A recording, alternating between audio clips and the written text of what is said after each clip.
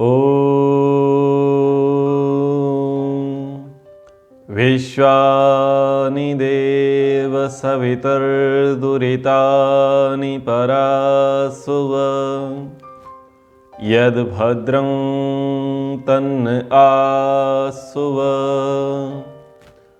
यद्भद्रं तन्न आसुव। महाभारत की इस अध्ययन कक्षा में आप सभी का स्वागत है। शांति पर्व हम पढ़ रहे हैं। पितामह भीष्म के उपदेश युधिष्ठिर को राज संबंध में हो रहे हैं। तो आज के प्रसंग को आरंभ करते हैं इस विचार से कि हमारा राजा कैसा हो। हमारा राजा सनातन हो और जिसका धर्म सनातन हो। ये पहला नारा, ये पहली पंक्ति हमारे मन मस्तिष्क में हो कि उसके कार्य सनातन हो और उसका धर्म सनातन हो। ऐसा हमारा राजा हो, ऐसा हमारा नेता हो। यानी उसके कार्य ऐसे ना हो कि वो आरंभ में करे, शुरू में जब वो राजगद्दी पर आए, वो अपने पद पर नियुक्त होवे और शुरू में तो वो लुभावने वादे करे और बाद में जाकर के उन कामों को ना करे। बहुत सारे ये जो नेता होते हैं, पद पर आते हैं विजयी होकर के, कुछ चुनावी घोषणाएं करते हैं, चुनावी वायदे करते हैं, लोगों को दिखाने के लिए थोड़ा थोड़ा वो काम आरंभ कर देते हैं, लेकिन वो काम पूरे नहीं होते। तो हमारा जो राजा हो उसका कार्य सनातन हो।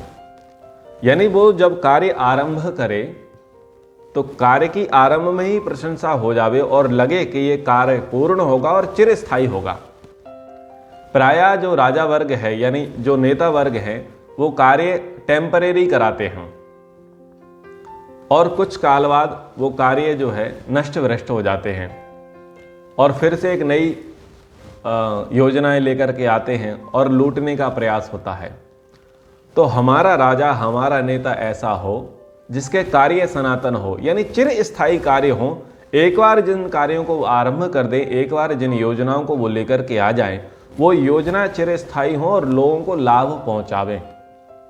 और उसका धर्म कैसा हो? उसका धर्म सनातन हो।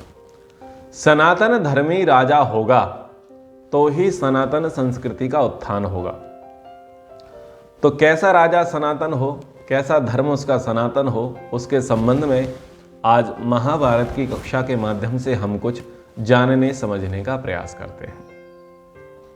जैसा कि आपको पता ही है कि महाभारत ग्रंथ की रचना भी अनुष्टुप छंद में है। वाल्मीकि रामायण की भी रचना अनुष्टुप छंद में है और मनुस्मृति की भी रचना भी अनुष्टुप छंद में है, अर्थात बहुतायत मात्रा में अनुष्टुप छंद का प्रयोग किया गया है। तो आज महाभारत के इन श्लोकों को हम अनुष्टुप छंद के अनुसार पढ़ने का प्रयास करेंगे। इससे क्या होगा कि आप लोग इसको स्मरण भी कर पाएंगे और आपको ठीक ठीक श्लोक समझ में भी आएंगे। आत्मवांश जित क्रोध शास्त्रार्थ कृत निश्चया धर्मे चार्थे च कामे च मोक्षे च सततं रतः। राजा कैसा हो, राजा का धर्म कैसा हो, उसके संबंध में यहां पर पितामह भीष्म युधिष्ठिर को उपदेश देते हुए कह रहे हैं, आत्मवांश जित क्रोध, जिसने अपने मन को वश में कर लिया है और क्रोध को जीत लिया है। नेता वही होना योग्य है जिसने अपने मन को वश में कर रखा हो और क्रोधी स्वभाव का न हो।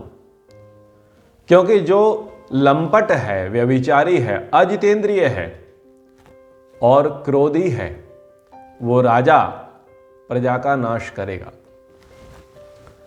महानुभावों, कई ऐसे राजाओं को, कई ऐसे नेताओं को आप देखते होंगे जिनमें राजहट है, बालहट है और स्त्रियाहट है। ये राजाओं से कभी आप जीत नहीं सकते।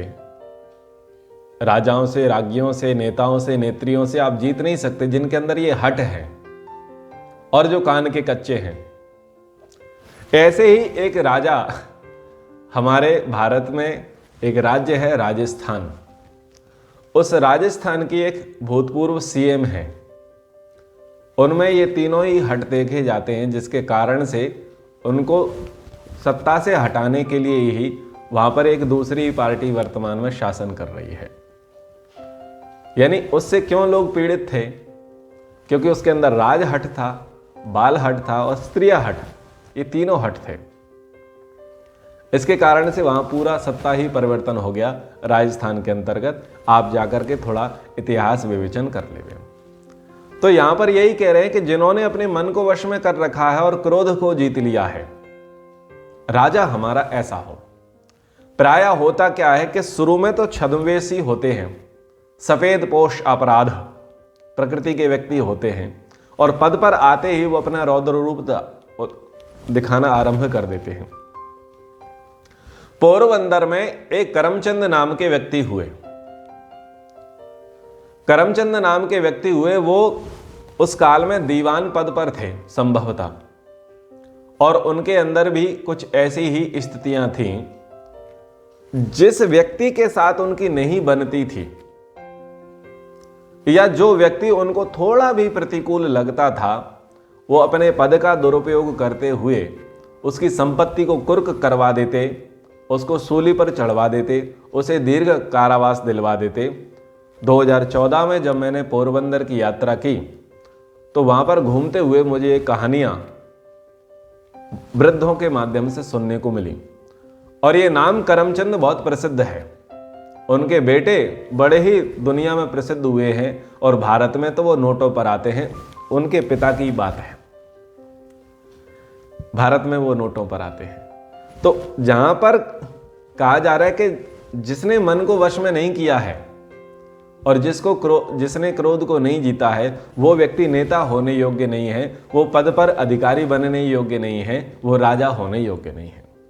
आत्मवांश जितय क्रोधा शास्त्रार्थ कृत निश्चया, और शास्त्रों के सिद्धांत का निश्चयात्मक ज्ञान प्राप्त कर लिया हो, यानी शास्त्रविद होना चाहिए, मूर्ख नहीं होना चाहिए, अन्य मान्यताओं का वाला नहीं होना चाहिए।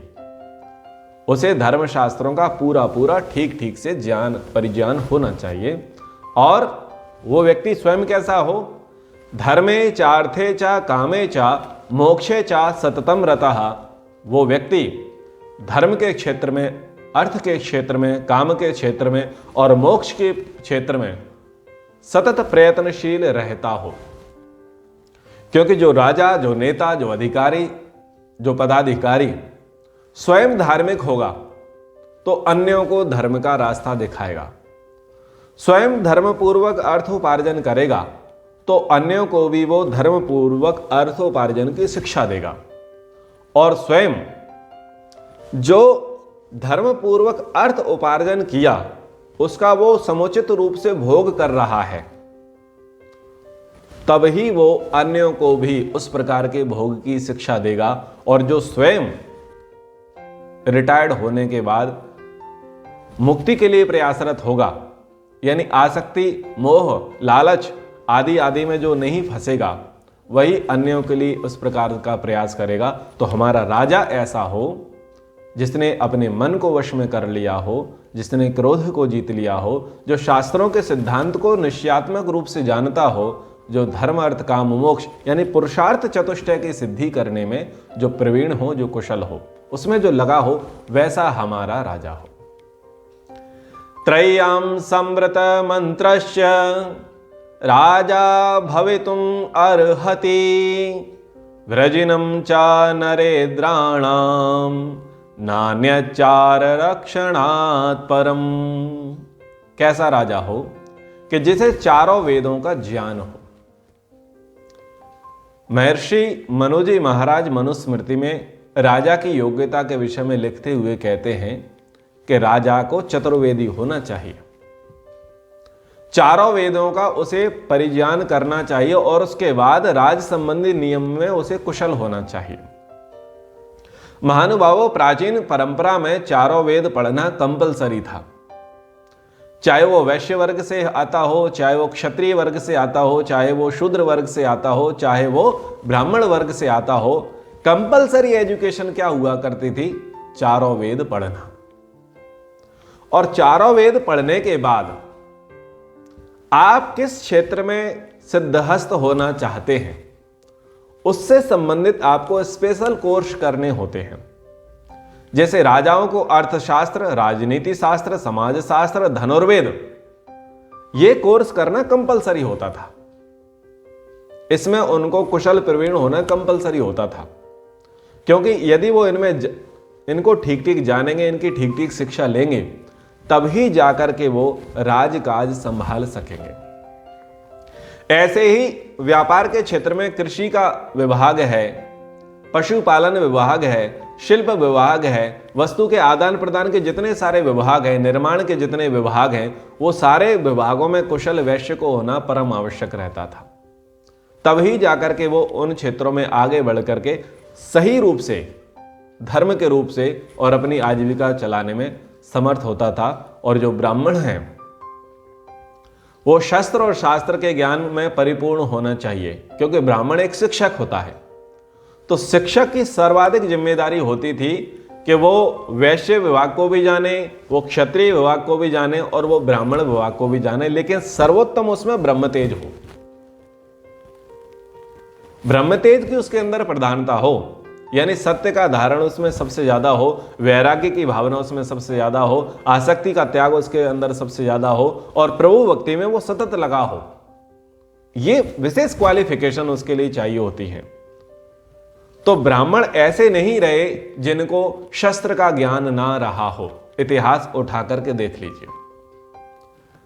हम आचार्य चाणक्य को ले लेते हैं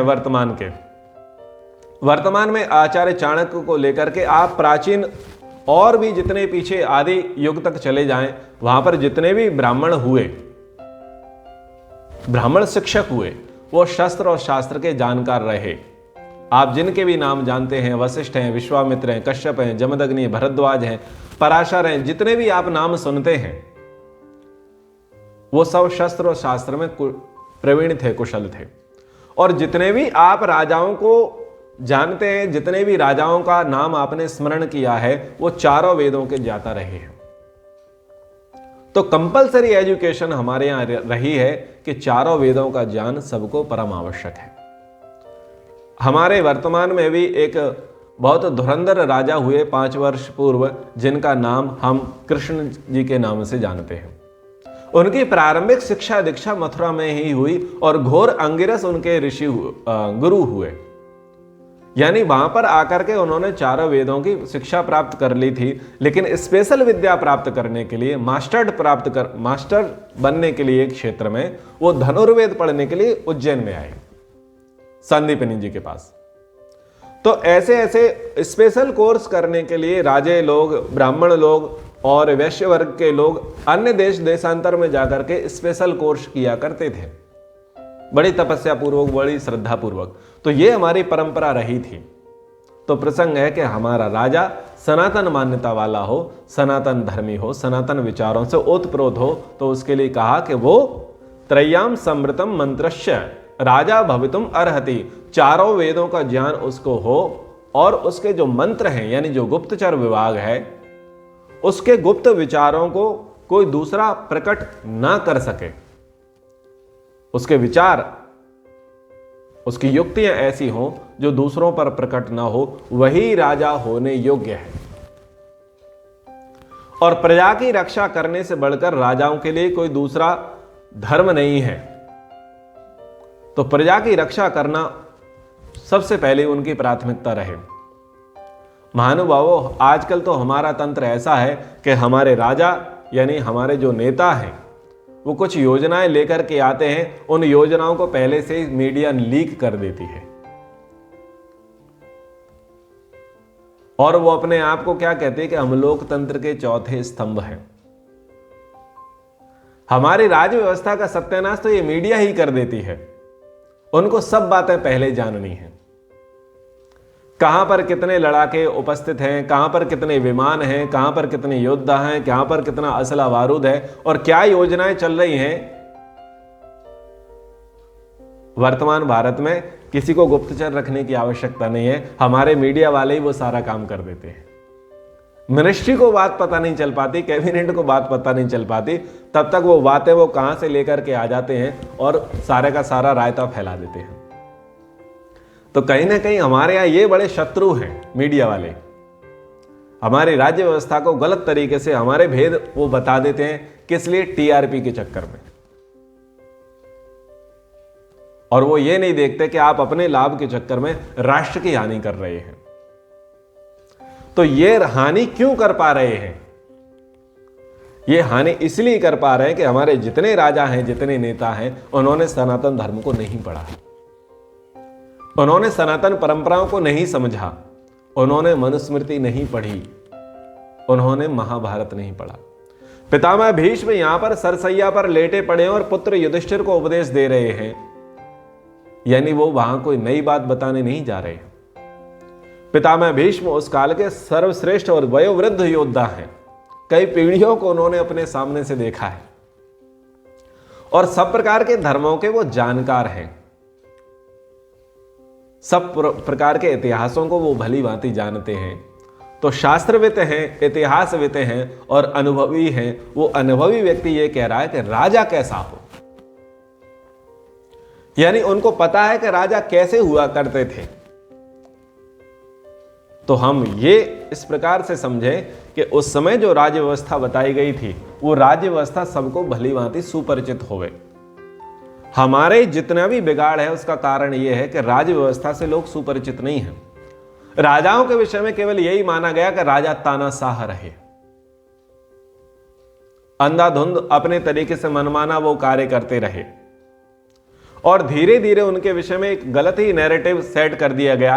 आजकल तो जो क्षत्रिय वर्ग है, जो जाति से क्षत्रिय है, राजपूत अपने आप को कहते हैं, ठाकुर अपने आप को कहते हैं, वो ऐसा मानते हैं कि मांसाहार करना और शराब पीना तो उनके धर्म में है।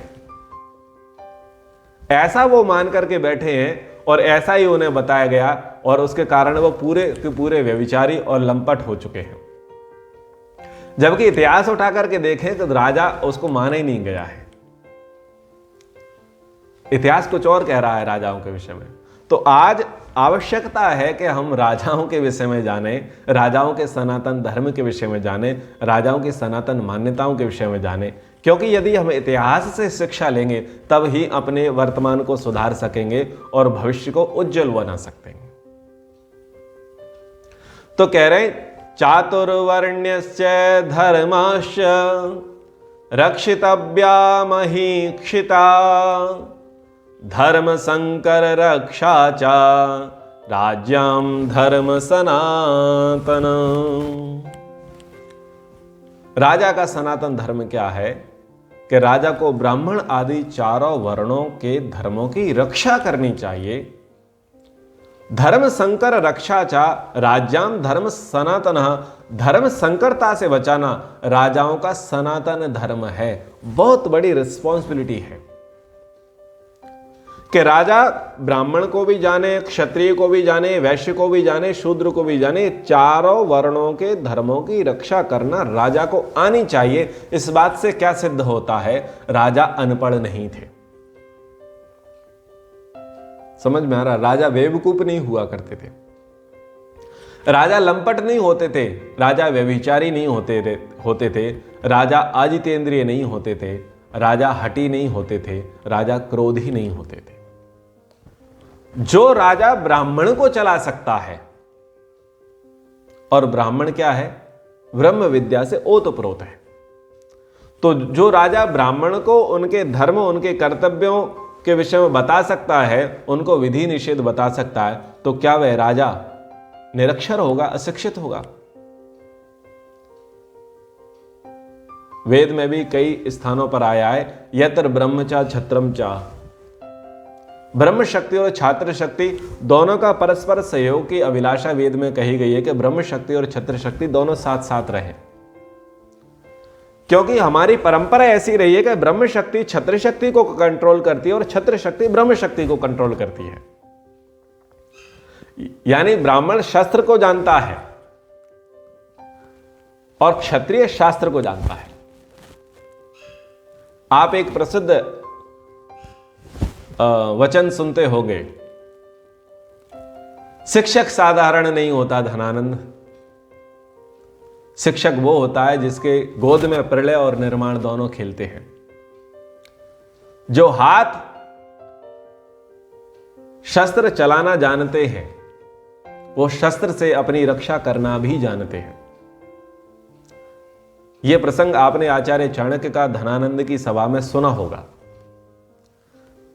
हम यदि परशुराम जी का आदर के साथ नाम लेते हैं, कृपाचार्य का नाम लेते हैं, कृतवर्मा का नाम लेते हैं, द्रोणाचार्य का नाम लेते हैं, ये सब ऐसे तपस्वी लोग हैं जो शस्त्र और शास्त्र में प्रवीण हैं, कुशल हैं, निपुण हैं। ये कोई ज्यादा पुराना इतिहास नहीं है। यानी कि यदि राजा गलत चलेगा तो ब्राह्मण दंडित कर देगा, और यदि ब्राह्मण वर्ग यदि गलत चलेगा तो राजा दंडित कर देगा। इतनी अच्छी व्यवस्था, इतनी अच्छी परंपरा हमारी सनातन रही है। भगवान परशुराम जी के विषय में जो बात कही जाती है कि उन्होंने 21 बार भूमि को क्षत्रिय विहीन कर दिया, इसका अर्थ यह नहीं था कि उन्होंने क्षत्रियों का समूल विनाश कर दिया। क्षत्रिय विहीन तो एक प्रकार से श्री राम जी ने भी किया, क्षत्रिय विहीन तो युधिष्ठिर, अर्जुन और कृष्ण जी ने भी तो किया। बस उन सब में बढ़ चढ़ करके परशुराम जी ने किया। बस वो ब्राह्मण थे इसलिए उनको हाईलाइट कर दिया गया। श्री राम जी ने दंडित किया वाली को, श्री राम जी ने दंडित किया किसको? रावण को। ये राजा ठीक नहीं थे। श्री कृष्णचंद्र जी महाराज के जीवन व्रत को देखते हैं तो उन्होंने कंस से लेकर के ना जाने किस किस को ठिकाने लगाया। कंस है, जरासंध है, शिशुपाल है, और भी अनेक अनेक राजे हुए।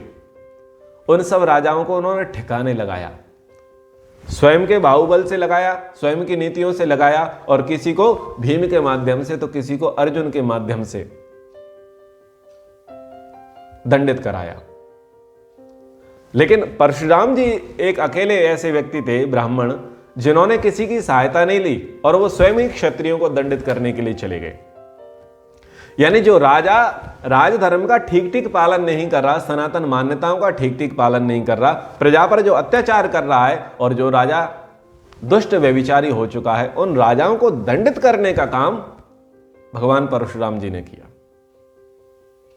तो ये इतिहास है, और इसकी पुष्टि इस बात से होती है कि राजा को ब्राह्मण आदि चारों वर्णों के धर्मों की रक्षा करनी चाहिए। चातुर्वर्ण्यस्य धर्मास्य रक्षितव्या महीक्षिता, यह श्लोक महाभारत में पितामह भीष्म युधिष्ठिर को सुना रहे हैं। यानी उन्हें आना चाहिए, ब्राह्मण का क्या कर्तव्य है ये राजा को पता होना चाहिए, क्षत्रिय वर्ग का क्या कर्तव्य है ये राजा को पता होना चाहिए, वैश्य वर्ग का क्या कर्तव्य है ये राजा को पता होना चाहिए, और शूद्र वर्ग का क्या कर्तव्य ये राजा को पता होना चाहिए। इसका अर्थ यह है कि प्रत्येक राजा मनुस्मृति पढ़े हुए थे। मनुस्मृति हमारा प्राचीन आदि संविधान है, ज्येष्ठ और श्रेष्ठ संविधान है। उस सब संविधान के जानकार, उस संविधान के प्रति आस्था रखने वाले सभी राजा रहे। और सबसे बड़ी रिस्पॉन्सिबिलिटी क्या थी? धर्म संकर रक्षा चा राज्याम धर्म सनातन। सबसे बड़ा सनातन धर्म राजा के लिए क्या कहा गया कि प्रजा के अंदर धर्म संकरता ना आए। यानी जो वर्णाश्रम धर्म का पालन कर रहे हैं उनके वर्णाश्रम धर्म खंडित ना हो। इसलिए आपने कई स्थानों पर कई विद्वानों से और कई प्रसंगों में अथवा कई माध्यमों से आपने सुना होगा, पढ़ा होगा कि राजा का यह नियम है कि कोई भी बच्चा 8 वर्ष का हो वो घर में ना रहे, उसको विद्यालय भेजने की जिम्मेदारी, गुरुकुल भेजने की जिम्मेदारी राजा की हो। और यदि माता पिता उस बच्चे को गुरुकुल ना भेजते हो तो माता पिता को दंडित कर दिया जाए। यह आपने प्रसंग खूब सुना होगा। यानी राजा की पहली रिस्पॉन्सिबिलिटी क्या है कि सभी शिक्षित हो गए, सभी गुरुकुल में जाकर के विद्या अध्ययन करें, शूद्र से लेकर के ब्राह्मण तक। पहली रिस्पॉन्सिबिलिटी राजा की। दूसरी रिस्पॉन्सिबिलिटी क्या है कि जो जिस वर्ण में आ चुके हैं उस वर्ण का निष्ठापूर्वक पालन करें। निष्ठापूर्वक पालन होना चाहिए, और यदि वो निष्ठापूर्वक पालन नहीं करते तो उन्हें दंडित किया जाए। ब्राह्मणों के लिए क्या नियम दिया गया कि यदि आप संध्या वंदन नहीं करते हैं तो आपको ब्रात्य संजक शूद्र मान लिया जावे और आपको बाहर कर दिया जावे। यानी जो ब्राह्मण क्षत्रिय वैश्य ये जो कुल है, ये जो सोसाइटी है, जो कॉलोनी है, जिसको हम पॉश कॉलोनी बोलते हैं आज की भाषा में, उस वर्ग से आपको वंचित करके आपको अशिक्षित लोगों के साथ रख दिया जाए, यानी बहुत बड़ा दंड था। यह परंपरा आज भी बहुत सारे गांवों में है। आप देखते होंगे कि जो शिकारी प्रकृति के लोग हैं, मांसाहारी प्रकृति के लोग हैं और व्यभिचारी प्रकृति के लोग हैं, उनको गांव से हटा करके किसी मजरे में, किसी टीले में, एकांत में रख दिया जाता है। मेरे गांव में तो ऐसी व्यवस्था आज भी है। वो लोग अलग ही रहते हैं। जो वैश्यावृत्ति करेंगे, जो शराब का सेवन करेंगे, जो मांसाहार करेंगे, उनको श्रेष्ठों के साथ रखा नहीं जाता, क्योंकि वो वर्ण संकर है। और ये वर्ण संकरता ना आए, और यदि कोई वर्ण संकर हो जावे तो उसे जात बिरादरी से बाहर करने की परंपरा बड़ी प्राचीन है। ये जो हरियाणा में जो खाप पंचायत है, ये उसी का ही प्रतिनिधि है। यदि कोई कुल परंपराओं, समाज की परंपराओं के विरुद्ध जाकर के काम करता तो उसका हुक्का पानी बंद करने की परंपरा बड़ी प्राचीन है। यह दंड का ही विधान है कि यदि आप गलत चलते हो, गलत व्यवहार करते हो, ठीक से अपने धर्म का निर्वाह नहीं करते तो आप हमारे साथ नहीं रह सकते। आप इस कॉलोनी में, आप इस बस्ती में, आप इस गांव में, आप इस नगर में, आप इस राज्य में नहीं रह सकते। तो वहां की पंचायत क्या करती थी? उसे फैसला सुना देती, उसे बाहर कर देती। आपको ये पंचायती राज व्यवस्था के विषय में तो पता ही होगा ना, पंच परमेश्वर, ये प्रसंग तो आपने खूब सुना होगा। और जब बात राजा तक पहुंच जाती तो राजा तो उसे देश निकाला दे देता था कि तू मेरे राज्य से निर्वासित हो चुका है, मेरे राज्य में आना ही मत। कितना बड़ा दंड था! यह दंड किस लिए था? वर्ण संकरता ना आ सके, लोग अपने धर्म से च्युत ना होवें, अपने नियमों के अगेंस्ट वो ना जाएं, मन माना वो व्यवहार ना कर सकें, इसलिए सबको दंडित करने का विधान था, सबको दंडित करने का विधान रहा। तो धर्म संकरता ना आए, उनकी मान्यता में संकरता ना आए, संक्रमण ना आए, यह सबसे बड़ी रिस्पॉन्सिबिलिटी राजा की होती है। और राजा कब इस काम को कर सकता है? जब राजा स्वयं सनातन धर्मी हो। जो राजा स्वयं ही वर्ण संकर हो, वो भला सनातन धर्म की क्या रक्षा करेगा? जो राजा स्वयं ही कुल परंपराओं से दूर हो, समाज की परंपराओं से दूर हो, धर्म की परंपराओं से दूर हो और स्वच्छंद अपने आप को चलाता हो, वो समाज को क्या संदेश देगा? वो समाज को लिबरल बना देगा, कम्युनिस्ट बना देगा, वामसेफी बना देगा, वो सनातन धर्मी समाज को नहीं बनाएगा। महानुभावों, पिछले 70-75 सालों में जो भारत की दशा बदली, अथवा हम पिछले 1000 वर्ष का इतिहास उठा करके देख लेते हैं, ये जो दशा व्यवस्था बदली है उसका कारण यह है कि हमारे राजा सनातनी नहीं रहे। राजा सनातनी नहीं थे, राजा जितने थे व्यभिचारी थे, इंद्रिय लोलुप थे, मन को वश में करने वाले नहीं थे, क्रोधी थे, हठी थे, जिद्दी थे, अथवा यह कहें कि सनातन धर्म को मानने वाले नहीं थे, स्वयं ही वर्ण संकर थे। तो यथा राजा तथा प्रजा, यह बात सिद्ध होती है। जब राजा ही गड़बड़ है तो प्रजा का क्या होगा? इस देश में जो शिक्षा मंत्री हुए, जो बड़े बड़े पदों पर आए, वो या तो मुसलमान हो या वो हुए अथवा वो ईसाई हुए। उन लोगों ने क्या किया? सनातन परंपरा को नष्ट भ्रष्ट करने का पूरा प्रयास किया, और जो प्राच्य संस्कृत है उस प्राच्य संस्कृत को उन्होंने सिलेबस से हटा दिया और अर्वाचीन संस्कृत को लेकर के आ गए। परिणाम यह हुआ कि प्राचीन इतिहास हम कोई जान ही नहीं सके, बस सामान्य संस्कृत साहित्य को पढ़ करके रह गए। हमारे यहां ये बता दिया गया कि आप जो सनातन धर्म वाले हैं, आप सनातन धर्म की शिक्षा स्कूलों में नहीं दे सकते, लेकिन ईसाइयों को बोल दिया कि आप अपने धर्म की शिक्षा चर्चों में दे सकते हैं, मुसलमानों को बोल दिया आप मदरसों में अपने धर्म की शिक्षा दे सकते हैं, लेकिन स्कूलों में नहीं दे सकते। आज इस बात का ऑब्जेक्शन उठा दिया जाता है कि आप स्कूलों में क्या पढ़ा रहे हैं, आप तो सनातन धर्म के विषय में पढ़ा रहे हैं। लेकिन उन्हीं स्कूलों में आप इस्लाम की शिक्षा दो, कोई तकलीफ नहीं, उन्हीं स्कूलों में आप ईसाइयत की शिक्षा दो, कोई तकलीफ नहीं है। यह क्यों हुआ? यथा राजा तथा प्रजा। उस समय के इन नियमों को बनाने वाले वो राजा ही ऐसे थे, वो नेता ही ऐसे थे जो स्वयं वर्ण संकर थे, अथवा यह कहें कि वो सनातन धर्म के प्रति आस्थावान नहीं थे। उसका दुष्परिणाम हम आज भुगत रहे हैं अभी तक। तो यदि हमारा राजा सनातन धर्मी होगा, यदि हमारी मान्यताएं सनातन होंगी, तो समाज सनातन होगा, सुव्यवस्थित होगा, सुसंस्कृत होगा, सुसंस्कारित होगा।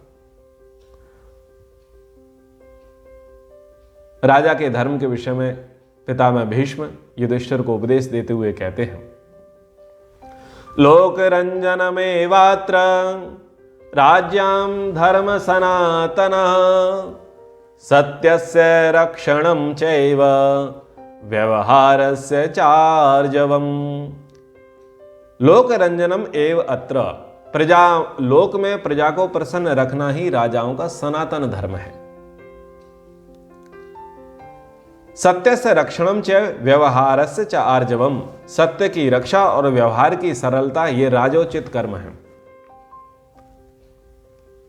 प्रजा को प्रसन्न रखना राजा का सनातन धर्म है। लेकिन किस प्रजा को प्रसन्न रखना?